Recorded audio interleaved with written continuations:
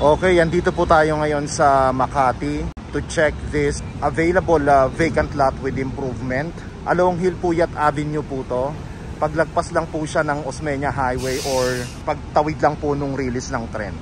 So, meron po siyang improvement. Ayan po.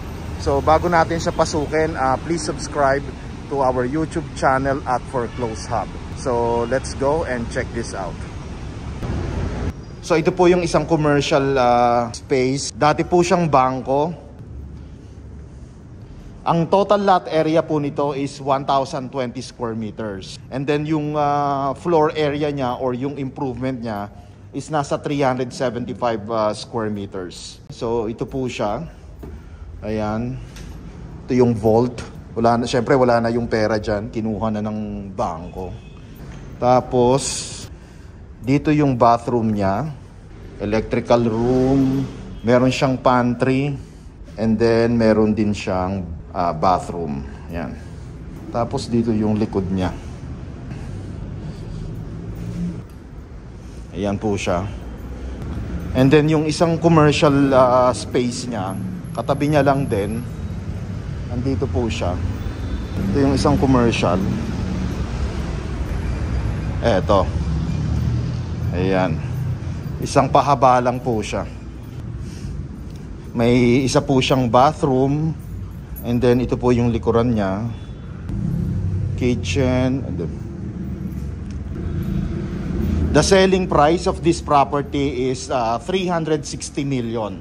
And it's negotiable. Pwede po natin siyang i-negotiate to match the zonal value, which is around 300 million for approval po. Okay? Because ang zonal po ngayon dito, ang zonal value nitong property na to is nasa 300,000 per square meter, if I'm not mistaken. The last time I checked with BIR. So pwede tayong mag-offer matching the zonal value, which is around 300 million. And that is for approval. Ang gagawin lang po natin, magsasabit tayo ng offer for that price, which is 300 million. And within 1 month yung processing. Okay, within that time period na pinaprocess po yung offer natin at discounted or negotiated price. And may nag-offer po for the regular price of 360 million, automatic po canceled na po yung offer natin at discounted price.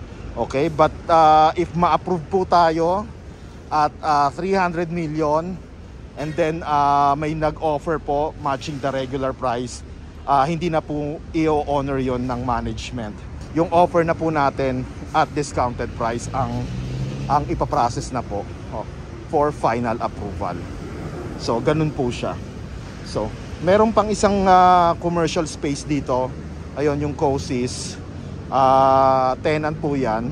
Pero pag dispose na po itong property, automatic po aalis na rin po yung tenant, or pwede nyo pong kausapin kung gusto pa nilang ituloy yung lease po nila dyan. This is available in cash, preferably po in cash. Pwede rin po siyang loan and subject for management approval. So if you are interested to make an offer, please message me directly. Kung mapapansin nyo, masyadong busy itong area na to because along Hilpuyat lang po siya. Ayan o. Pagtawid lang po siya ng Osmeña Highway or nung PNR. Wazeable po siya. I-waze nyo lang po, Cozy. So this is first come first serve. And as is where is po ang turnover ng property. So again, if you are interested to make an offer, please message me directly. And if you want to schedule a viewing appointment, i-message nyo lang din po ako.